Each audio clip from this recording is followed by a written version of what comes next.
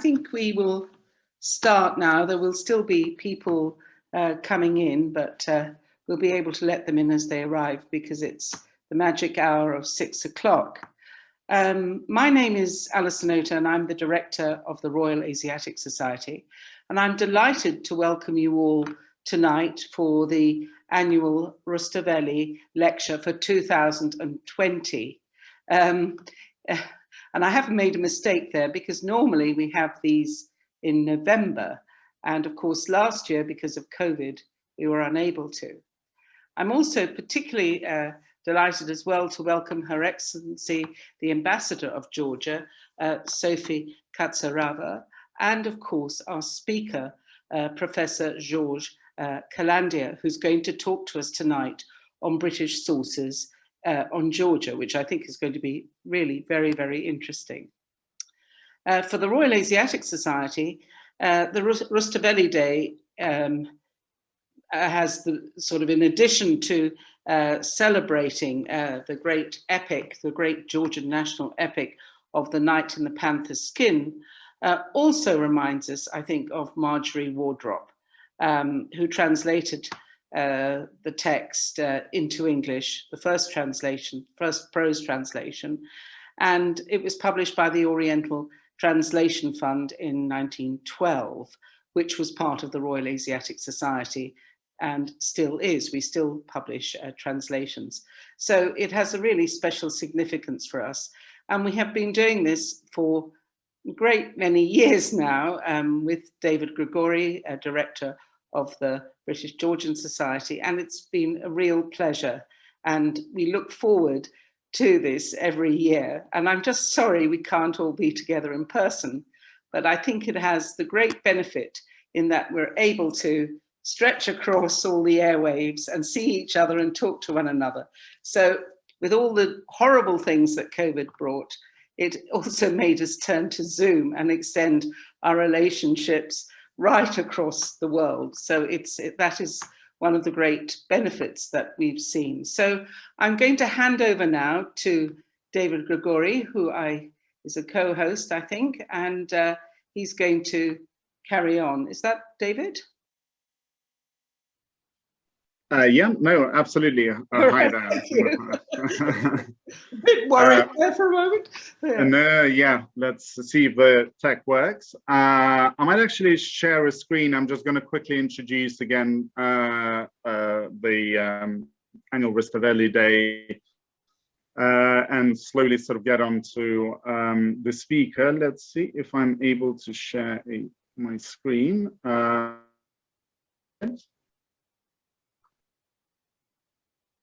Is everyone seeing the screen now? Or? No, we're not.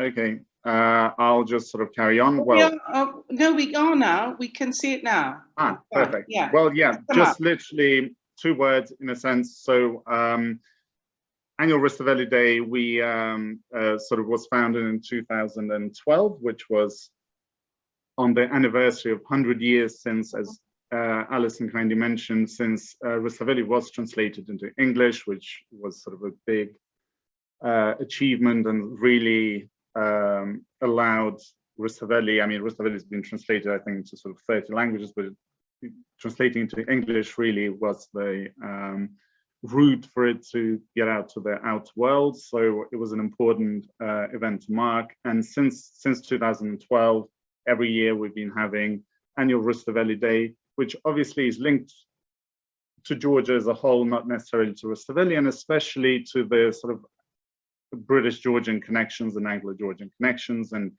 we've done everything from different translations of Rustaveli. We've had events on personalities, which has been sort of in recent years. So we've had talks about the British actress Miki Iveria, Georgian actress who was at the Old Vic, and the other ones talked about the connections between Shakespeare and Rustaveli's poem. Talks about the Princess Tamari Neretinsky and the Isles of Scilly, which are owned by her family, and currently sort of London-based families of Mikhail Aramians on the Marjorie Wardrop anniversary.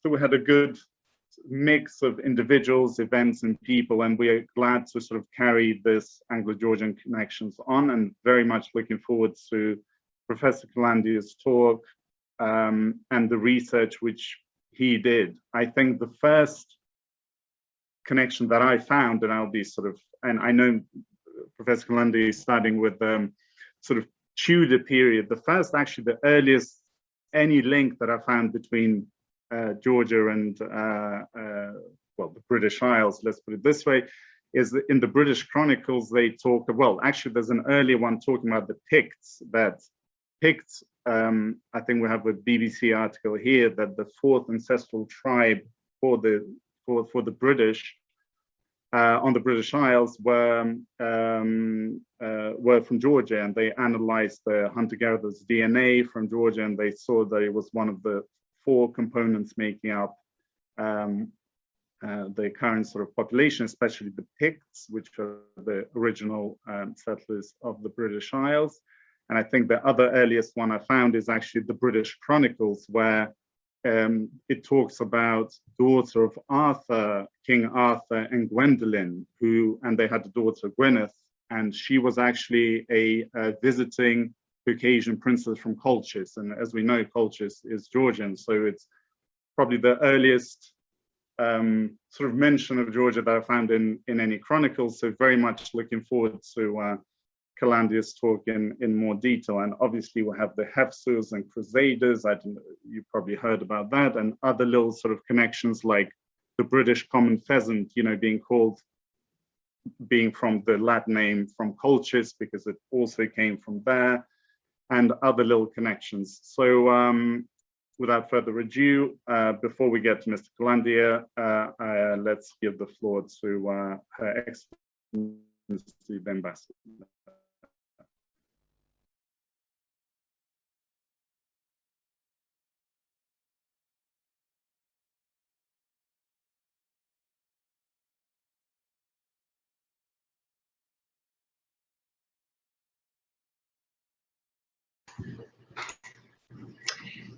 Thank you very much. Good evening, everybody. Thank you very much, Alison and David, for a fantastic get-together in such a remarkable topic, and the guest speaker, Professor Georgi Kalandia. This is one of those events when I'm thinking how to make my welcome speech the shortest possible to allow more time and space to the presentation of the book, which I should say, without any modesty and exaggeration, is an absolutely outstanding publication and work, and I would like to commend Professor Kalandia for that. Of course, big thanks to the British Georgian Society and the Royal Asiatic Society, and especially for hosting this event today, and in general for the important work that you do. It goes without saying how prominent the wardrobe name is in Georgia, which was just mentioned, and the government-to-government annual format between the UK and Georgia also carries the name of wardrobe. Back to today's event, I met Georgi Kalandia virtually shortly after the publication of this unique book to discuss the opportunities to host a live physical event in London in order to introduce the publication to the wider society here. The offer and the intention certainly still stand, and we are waiting for better times like everybody else when this would be possible, and I would be more than delighted to team up again with the British Georgian Society and the Royal Asiatic Society to plan another event next time, hopefully in a physical format. I'm also expecting dozens of these publications to arrive very soon in the embassy, which I'm going to promote amongst my British colleagues so that there is a lot more knowledge and awareness about the archival findings published in the UK and Europe, which were unknown by Georgian historians, or were not accessible for studying until now. I'm sure Professor Kalandia will speak more in a minute about that. And more importantly, to raise awareness of unknown historic ties and links that our countries have been enjoying over the centuries. I want to wholeheartedly once again thank and commend Georgi Kalandia for many years of tireless work, which has brought many unknown historic facts to the new generations of Georgians, as well as his efforts to bring UK-Georgia cultural ties closer. This is truly an exceptional opportunity for both British and Georgians to learn more about significant historical events of those times.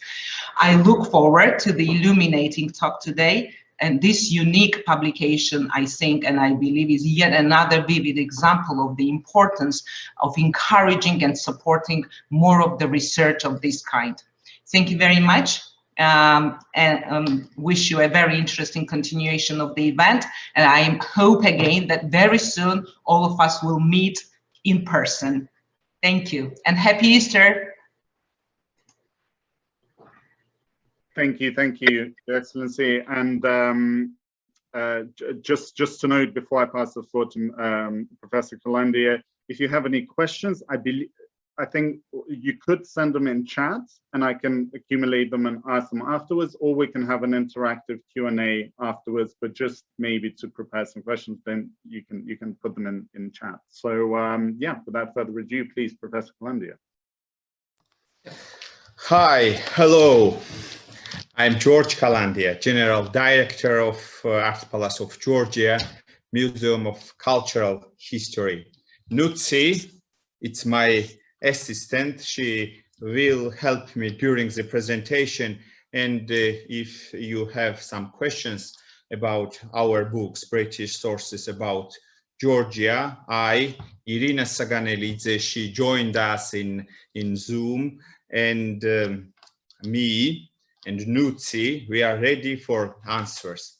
First, we wish to thank Royal Asiatic Society, especially the director of the society, Dr. Ellison, and her wonderful team. Thank you for this supporting.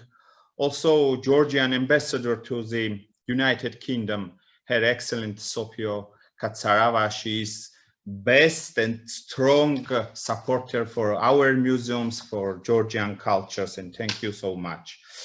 Thank you for moderators of these meetings, David Gigauri. 2 days ago I told if he will be our moderator, I will be stronger, because I'm nervous, and thank you for supporting. Especially many thanks for Tamuna Latsabidze. For supporting, for friendship. I hope our existing excellent relations will strengthen further in future. Now I share our presentation. Nutsi helped me, and I start. Georgia and Georgians are mentioned in more than 20 archival documents of the Chancellery of the Kingdom of England. The documents date back to the 16th century. Most of them date back to the reign of Elizabeth I. The first document preserved in the archive dates back to 1540. It tells the story of the battle that began around Golgotha, and where the Georgians were trying to gain an advantage. This excerpt from a letter to Henry VIII actually depicts the ongoing process on Mount Golgotha in the 16th century. Next slide. Another document preserved in the same archive date to 1550. Is also noteworthy. The letter sent by the Grand Master of the Order of St. John of Jerusalem, Fabricius de Gareto, from Rhodos to King Henry VIII illustrates well the importance of Georgian military power for Asia and the Caucasus region. The fact that the Grand Master describes in detail the vicissitude of the military operation carried out by the Georgians speak of the international significance of this fact. According to this information, in 1550, the Georgians defeat the Ottomans and captured 30 cannons.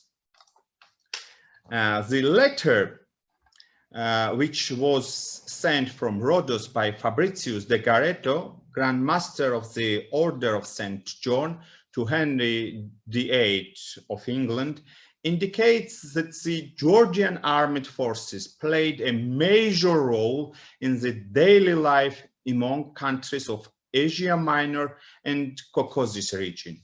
The fact that the Grand Master thinks that it is worthy of note and writes of it to Henry VIII, describing the Georgian military operation scrupulously and in detailed manner, implies that these military actions had international significance. It turns out this event was quite controversial during those times. We believe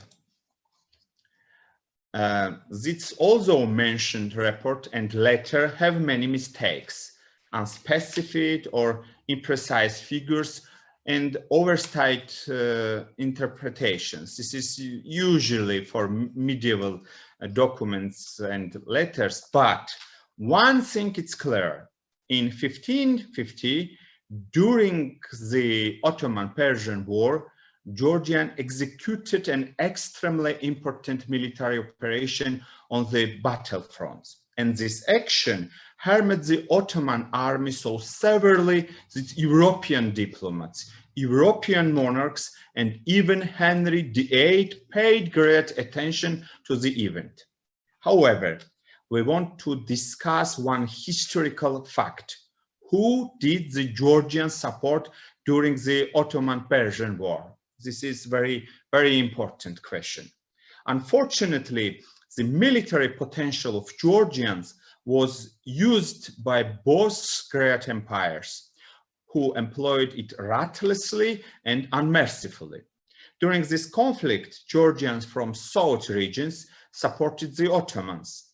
Since the beginning of the war, Georgians from south regions helped the Ottomans greatly. For example, 14,000 Georgians joined Ottoman's armed camp, and they took enough provision too. King David X of the Georgian kingdom of Kartli, Kartli's East Georgia, made an alliance with Persia. East Georgians were under the suzerainty of Shah Ismail, and this kingdom was ready to help Persia with military forces and provisions, or anything else that would satisfy Shah Ismail.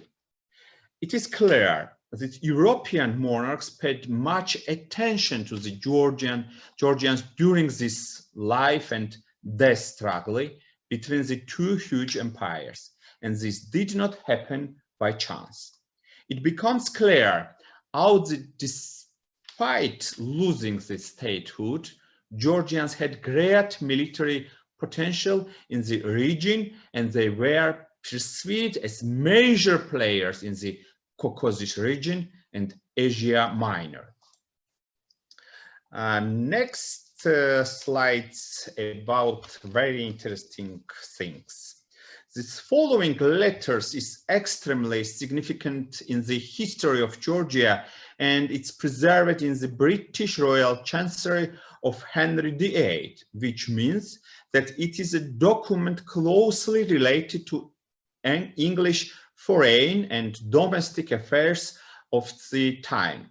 It was written in 1570 in Latin and apparently describes a project that was fulfilled many years later in 1532, when Henry VIII of England and Francis I of France met in Calais, this is medieval city, and signed an agreement act against the Ottoman Turks.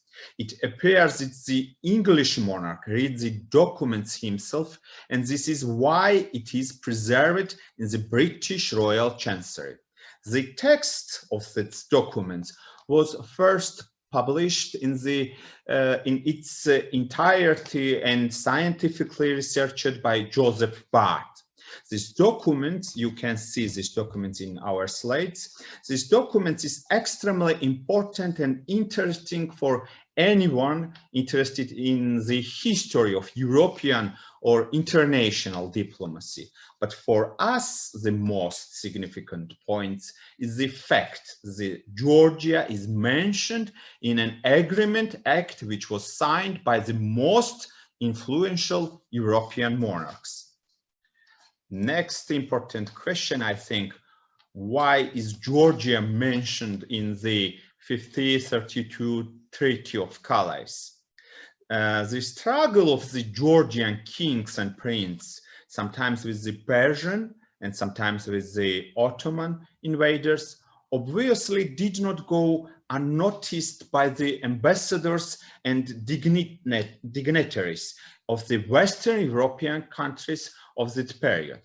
That is why, in case of forming an anti-Turkish coalition or organizing an expedition, Henry VIII and Francois I considered it expedient to recognize the King of Georgia as a partner of the Christian countries of Western Europe, and to establish relation with him was set as one of the main goals.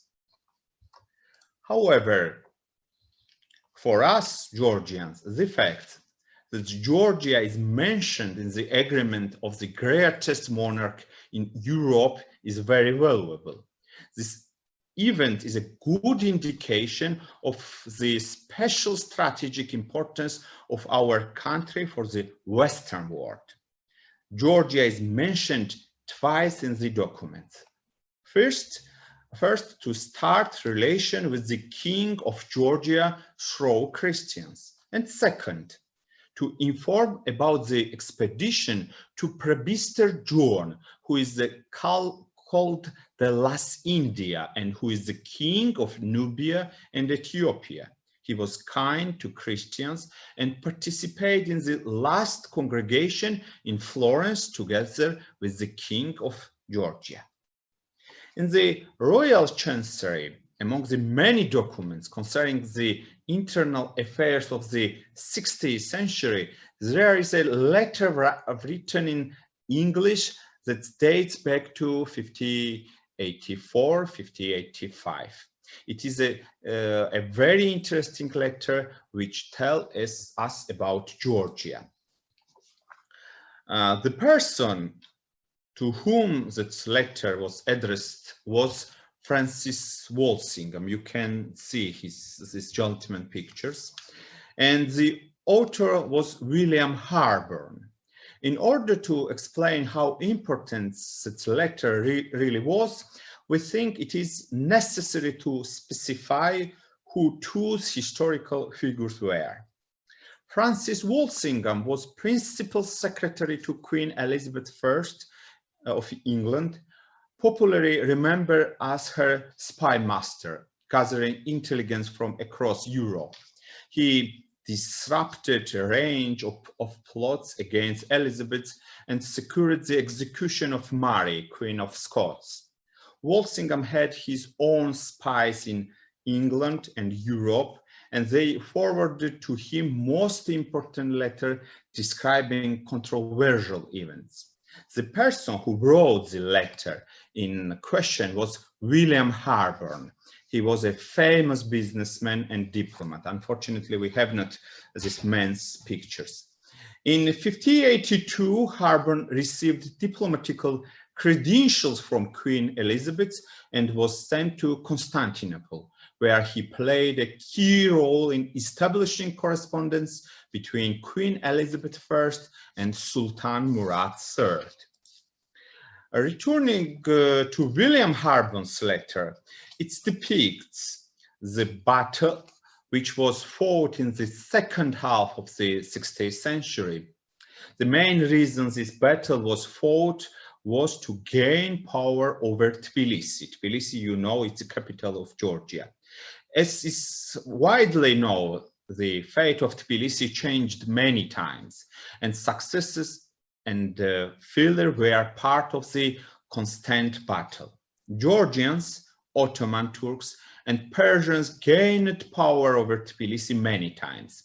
The Prince of Georgia, said brother Simon, who was mentioned in the letter, must be the heroic king of Kartli, Simon I the Great, also known as Simon of the Bagrationi dynasty, and you can see his wonderful pictures, his 17th century from Netherlands. Simon was the Georgian king of Kartli after Luarsab, and was only 90 years old when he became king. The young prince was a brave warrior for independence, as energetic and self-sacrificing as his father had been. In the letter sent to Queen Elizabeth I of England, Simon First, the hero of Kartli is mentioned many times. The mentions of King Simon undoubtedly shows that the struggle of the Kartli government at the time against the Iranian and then the Ottoman invaders was not only of a national scale, and it often gained regional significance. This battle was so important that it attracted the attention of the highest power of faraway England, including the Queen herself. That is why the dedicated resistance of the Georgians against the powerful empires of Asia gave hope to the representatives of the Western or Christian world. Sometimes it even encouraged political or diplomatical action. Now we left 16th century and go my favorite century, light, and favorite 19th century. With the help of Anna Celice, she is curator, British Library Georgian Collections, very informative article about Sir Robert Kerr Porter was published on British Library's European Study blog. This is why I want to continue presentation based on this interesting article. Sir Robert Kerr Porter, you can see this gentleman's pictures, was a Scottish artist, author, diplomat, and traveler. Known today for his accounts of his travels in Russia, Spain, and Persia, he was one of the earliest panorama painters in Britain, was appointed historical painter to Tsar Alexander I of Russia, and served as British consul in Venezuela. Sir Robert Kerr Porter published the account of his long journey, which extended from Georgia to Persia in 1821. It is a substantial work in 2 volumes, full of interest and illustrated by the author himself with drawings of the landscape, people, buildings, and antiquities. The British Library is fortunate to hold not only 2 copies of Porter's travels, but also a large number of his original sketches, some of which were not reproduced in the published book. The British Museum acquired them after his death when they were offered for purchase by his sister Jane. Several sketches in these manuscripts depict people in Georgian national costumes. If I remember exactly, this is maybe 12 or 11 pictures about Georgian national costumes, but today we show 2 costumes, and I think will be interesting for you. One portrays the Imeretian prince. Imereti is a province in western Georgia, depicts traditional Georgian male dress, the chocha, the most typical garment worn in the Caucasus. Together with these sketches, Porter's description provides us with a complete image of Georgian men's attire in the 19th century. Now I can show how does chokha look, this preserved in our museums. I hope, David, you have two chokha. I have two, and in Georgia, everybody use these national costumes, now very popular. A Porter also provides an important record of the attire of Georgian women. The dress of the Georgian ladies bear a full proportion in point of cumbersomeness and ornament.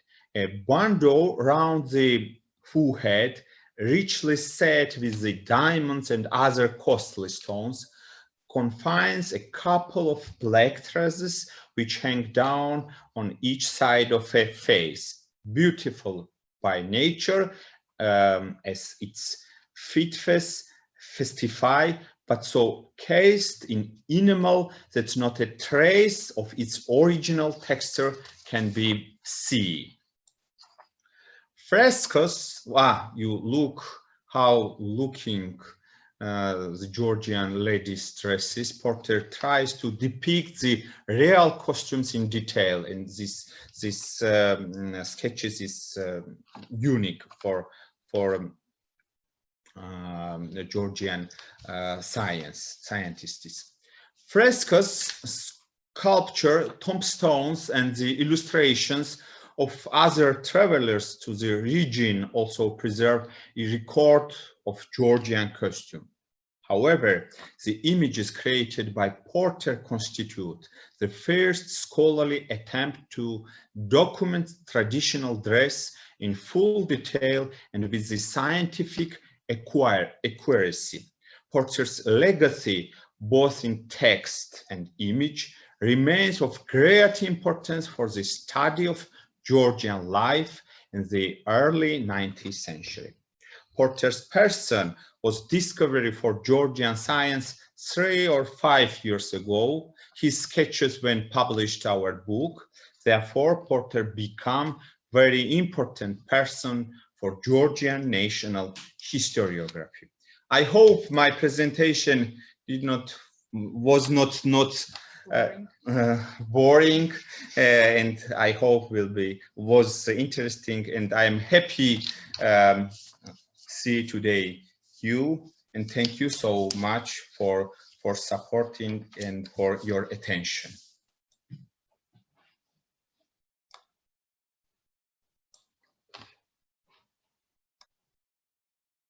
Great.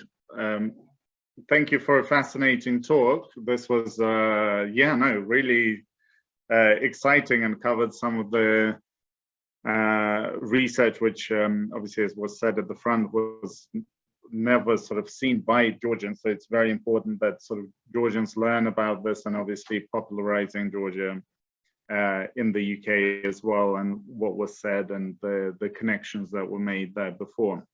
So I don't know if people have questions to Professor Kalandia. He spent some time and research. Before we go to questions, maybe our co-author Irina Saganelidze will say a few words about the book itself, if it's possible. Yeah, I think we... Thank you so much. Thank you for this possibility. I have the honor to present the Art Palace and our important project, British Sources About Georgia. I'm Irina Saganelidze. I'm a historian of art. I'm currently working in field of cultural studies. I'm also representing Ministry of Culture, Sport and Media for Georgia, and oversee issues regarding popularization of Georgian culture outside of the country. I believe that raising awareness of our country to the international level is an important issue in line with modern challenges. This scientific research describes many interesting events, facts, highlights about Georgia, about the relationship Georgia between and the leading countries in the world. The facts revealed in the British press are based on the example of prominent Georgian political figure Nico Dadiani. Nico Dadiani was called as a Megrelian prince, or the prince from Asia. Megrelia, Samegrelo, is beautiful district of Georgia. And Nicodadiani was a well-known political person, and the British press of 19th century preserved many biographical references about Nicodadiani. He was married to the Mary Oldenburg. Mary Oldenburg was daughter of Count Oldenburg. Also, Nicodadiani, his person, was considered heir to the Bulgarian throne by Russia. Nicodadiani became an officer in the Guard Due Corps and had a good relationship with high military circles. Naturally, the mood about Nicodadiani was different, and I would underline Nicodadiani donated the most valuable Dadiani library to the current Georgian Academy. It's gratifying for us to discover such recognition of Georgian prince and to establish his importance as example of our history and cultural values.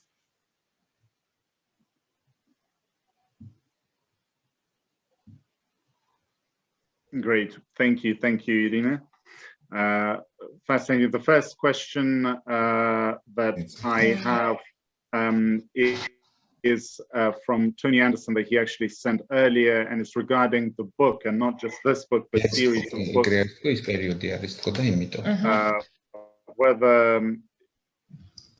Sorry. We were reading the question and we can answer.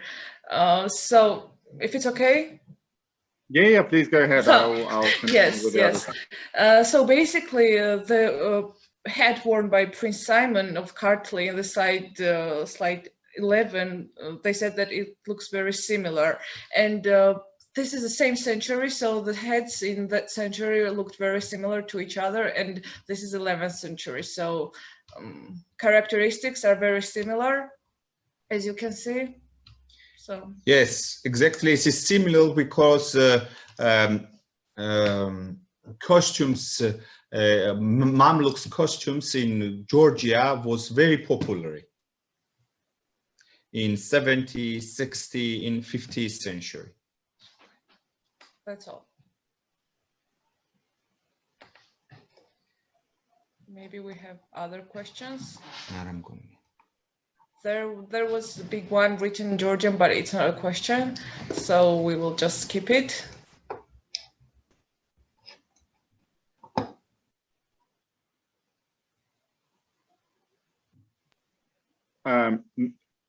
Yeah, I think we have a question from Tamuna. We're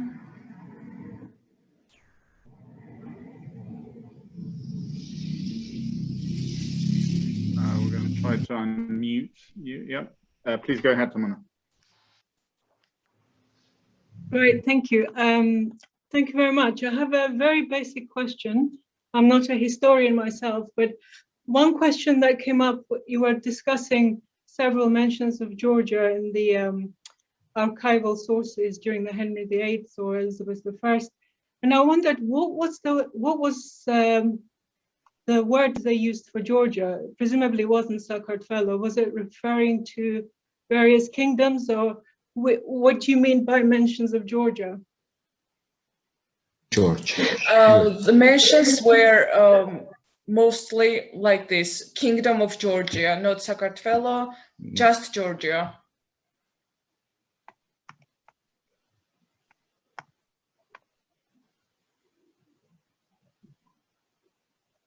Yeah, to add to that, in my sort of previous readings, there are mentions, maybe not in British sources, but at least in sort of other sources, to Mingrelia, sometimes the Guriel, sometimes the Samtre or the Samtre.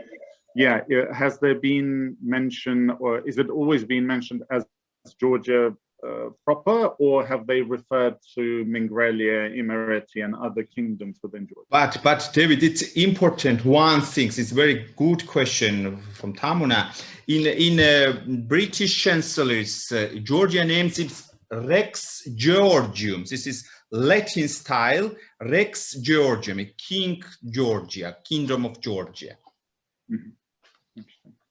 Thank you.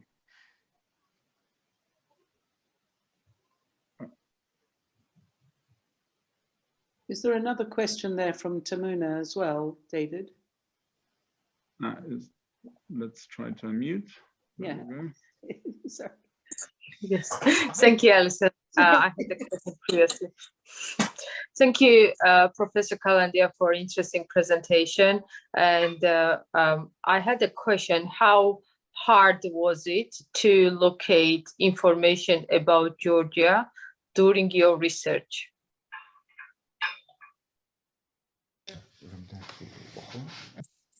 Not hard, because Anna Chelidze, Georgian curators, Georgian collection in British Library, was a very strong supporter for me, and she helped me, and together we find here it's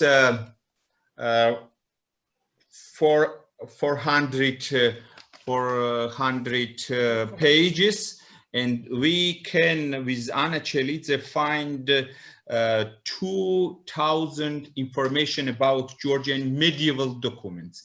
This is from 16th century before 80.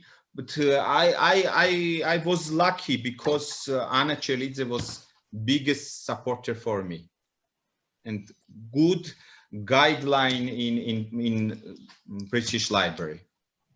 Good to hear. I have another question to our honorary ambassador, Sophie Katsarava, if I may. If she thinks that this book might help to us to strengthen our relationship between Britain and Georgia and create more strategic partnerships.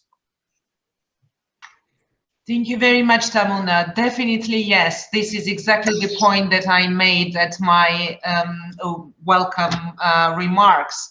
And also mentioned, and I will again reiterate actually, how much we're looking forward to Georgi's visit to the UK, to London, so that we, with the British Georgian Society and the Royal Asiatic Society, will together host an event. I was thinking at the House of Commons or House of Lords as a venue, because I truly believe that that will generate an interest. We do have quite a lot of contacts in the Parliament in the UK, and we are expanding the circle, the ones who genuinely express interest towards Georgia, and showing this fact actually that, and the wardrobe is already quite a well-known name as the first British commissioner 100 years ago.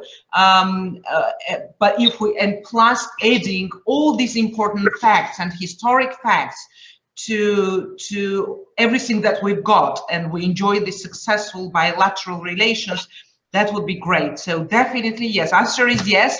We're just waiting for better times to make the event happen actually. But this event today is really, it's a worthwhile and a very useful virtual get together, because you know we cannot stop. We have to go on until better times. So that was a fantastic event. For me as well, it was very educational. As I said, I'm waiting for these publications to arrive, and I hope they will be delivered very soon. But it's very different to hear this from the creator of this book himself. So once again, big thank you. Thank you. Thank you.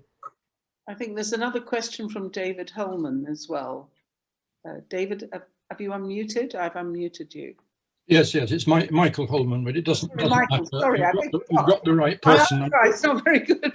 No, don't worry. Unfortunately, I switched in a bit late, so I missed the beginning of the talk. But I must congratulate the professor on having produced a fantastic book with brilliant pictures. My question is this. Georgia will tend to have been mentioned, I suspect, when it came into contact or conflict with the other great powers, as with the Ottomans and with Persia. Looking to the professor's favorite century, the 19th century and just before, when Russia was busy subduing Georgia or drawing Georgia into its orbit, were there not mentions in the British press then about this kind of conflict going on?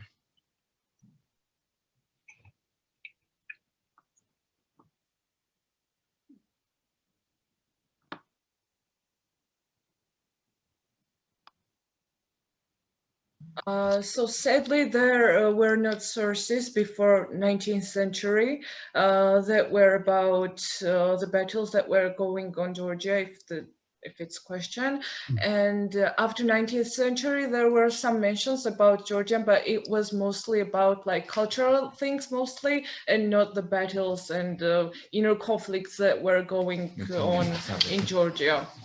Because the notions about the battles and conquerings were really hard to find in British libraries, so sadly we don't have enough information about that. But after 19th century, the mentions about Georgia were mostly the cultural thing, like how they used to dress or what kind of costumes they used to have. So Georgia very popular in British press and the island press in 17th century. We 2 years ago published book King Heraclius in British and Irish press. This is around 300 information about Georgian King Heraclius.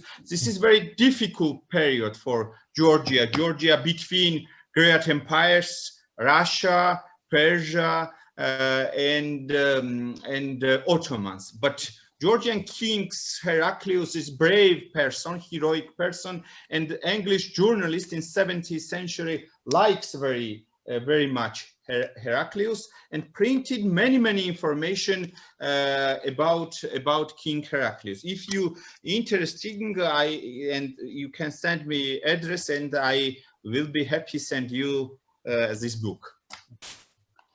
Thank you very much.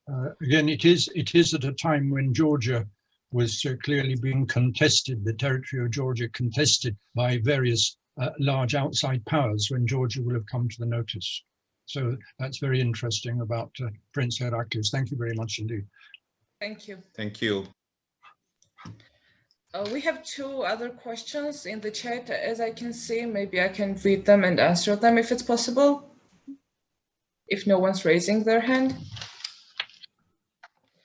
So here says you mentioned some links to information with the British Museum and British Library. Can you share them with us? Yes. So if they mean the article we published, we will share here in chat. It's no problem. And second question is if there any information at all about where we can buy the book and other series. Most books our palace and museum has published is on our official webpage, but things that we have not uploaded yet, we can send them. If they give us contact information or email, we can contact them and send them hard copies. So it's okay with us. I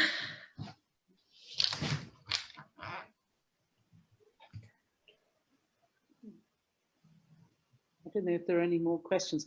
I have one, just very briefly. Did you use the wardrobe papers, George, when you were putting the book together, or? No, unfortunately, no. I know very good Mrs. Gillian Evison from Oxford's library. She's our best friends, best supporters.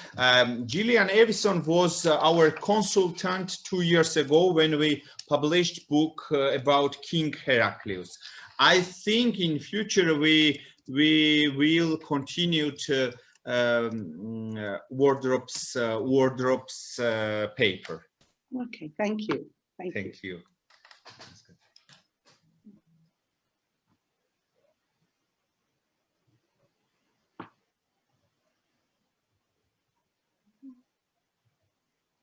I think that's, oh, there's one. Oh, yes, fine.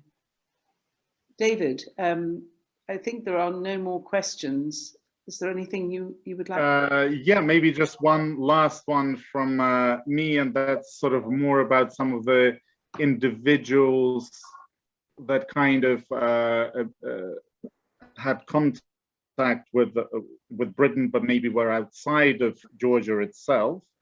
Let's say like Nico the Boer, who volunteered to fight against the British in South Africa for the Boers, and some of the other characters like this. Did you come across any interesting information about them, and were you collecting this kind of information, or was it purely Georgia as a country, what was happening there?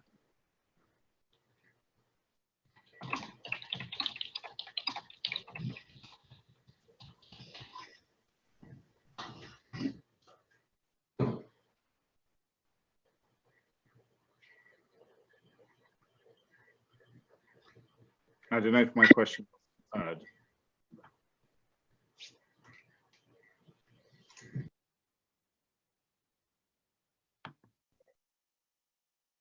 David, you have some questions or not? I don't listen. Yes, sorry. Could you hear me? Our hearing got technical issues. That's why we couldn't hear the question. Okay. Is it freezing? Yeah. I'm sorry. Yeah, no, my question, yes, I had a question. So in terms of your research, did you come across or were you researching any Georgian individuals that were not necessarily in Georgia, but had British connections, but were outside of Georgia? So let's say like Nico the Boer, who volunteered to fight against the British in South Africa for the Boers, and was accepted by General Kruger and was sainted in Helena Island afterwards, and these type of characters, and whether you researched them and whether there was a lot of it in press. David, British Library, fortunately or unfortunately, I think fortunately, have huge information about our countries. This is huge information. I think Georgian science needed maybe 100 years from researching this unique collection, because British scientists, travelers, painters collected information about Caucasus. In Soviet period, Georgia was closed and nobody know information about from Western Europe. Now we needed many works for research these treasures. I hope we will make many things about this.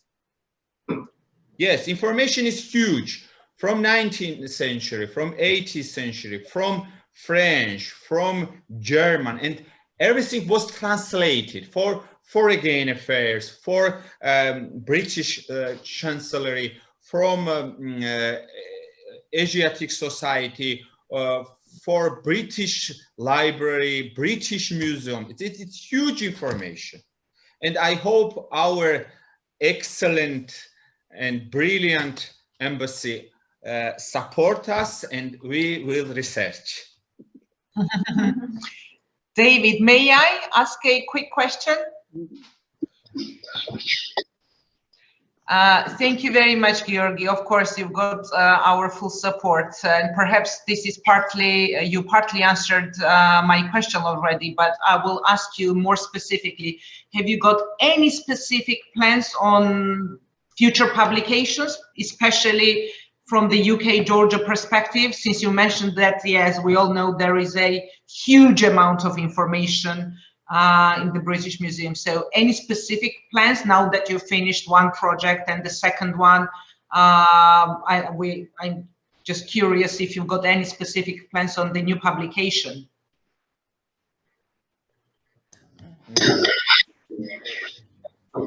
Your Excellency, I hope math in the world very soon finished, and everything will be good, and we will continue, because I told information is huge. Now I, Nutsi and Irina think continue information about Georgia in 19th century, when Russia empires come in Caucasus. Very interesting site from Great Britain, because this is other age and other information about our countries. And now we wrote projects with Rustaveli Foundation, and I think found support us, and we soon will be in our lovely London and UK. Great, thank you. Thank you so much.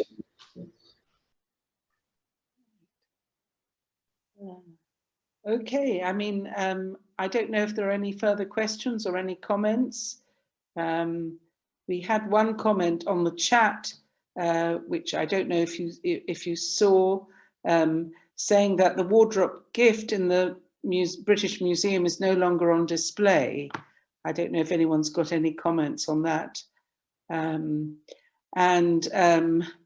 are a few other comments. There, Alison, 2 years ago, I saw this present in British Museum. This is wonderful gifts, but before pandemia, when I was in British Library, I did not see. Okay. I could not see. Right. Well, I think there are lots of very complimentary comments as well on your book, and we really look forward to seeing it. And thank you very, very much for your lecture. And I look forward to seeing the book when it arrives and reading it. So I don't know, David, would you like to say anything, or Your Excellency, would you like to say anything before we leave? Thank you very much, Alison. Yeah, I just want to again say how educational this evening's event was, and again say how supportive the embassies always has been and will be towards such an important work that Georgi is doing.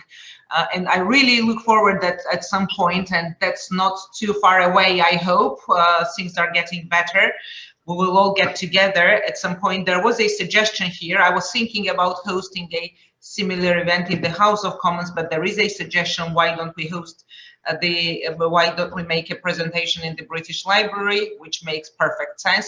In any case, we've got very good plans. Georgi apparently has got a new project, which the topic is extremely important from the UK perspective as well. So I'm just, full support from our side, and very happy to see you all and meet you virtually, and look forward to seeing you in person, all of you. Thank you. Thank you so much. Thank you so much. Thank you. Thank you. And David, would you like to say? Sorry, yeah, I think we have former Ambassador Stephen Nash also wanting to. All right, yes. I just wanted to say one quick word. I'm associated with an organization called the Friends of Academic Research in Georgia. And I don't know whether you've had contact with this organization, but it just occurs to me that our good friends who produced this wonderful book and are planning more publications might like to be in touch with us, because we would certainly be interested in hearing from them and see whether we can be involved or help in any way. And strangely, on this screen I have in front of me, rather than my name, there's my email address. So if our friends would like to email me, there is my email address. Anyway, it was a very interesting exchange. I'm very glad I was able to attend this evening. Thank you very much. It would be a pleasure for us to connect with you, and maybe you can leave your email in the chat so we can contact you officially if it's no problem for you. Yes. We will be happy. We will be happy. My email address is actually there on the screen. If you we see it. Okay. Yeah, there it We is. see it. It Yes. starts with SN because Yeah. We see it. Thank you. That's it. It's at yahoo.com. Okay.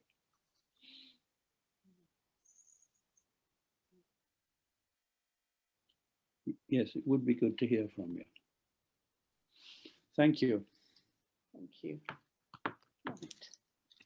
Tamri, yeah. Yes, hi, I'm Tamara, the chair of the British Georgian Society. First of all, I would like to thank David, because he's an engine for this event, the annual Rustaveli date. Alison, thank you very much. Now you are our virtual host, unfortunately, perhaps, and hopefully next year we'll have like physical presence at your premises. Thank you very much, Madam Ambassador Sophia, for having your attention to us. And most importantly, Georgi, thank you very much for this very interesting presentation. And I'm aware of most of your publications and keeping an eye. And Irina, thank you very much for contributing. Thank you so much. Really, I appreciate it. We really hope that we'll have many more events with your participation in the future, perhaps in person, not via Zoom. I just wanted to thank everyone and also ask, is it possible to share your presentation with our members, those who could not attend this event for many reasons, so we can actually send it to the membership? Georgi, what do you think? Could we have it? David, can you organize it? We can share this presentation, no problem. We can send it via email if it's okay with you.